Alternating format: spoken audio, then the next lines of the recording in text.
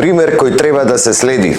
Учениците од основно училиште Кочо Рацин Прилеп во црква одржаа час по македонски јазик. Така е, и јас велам дека треба да се следи. Следниот чекор е часовите по математика да се одржуваат во манастир, а физика на врв на некоја планина за подобро да се разбери законот за гравитација. Секако тоа може да ги просветли учениците и буквално и метафорички, затоа што учењето по свети места е очигледно новата формула за просветление.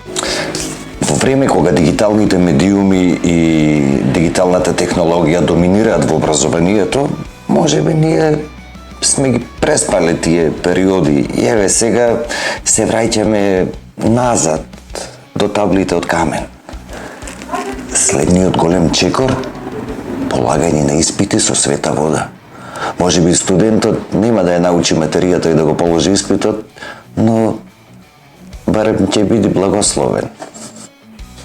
И, како што се рекло и е запишано во Библијата, блажени се оние простите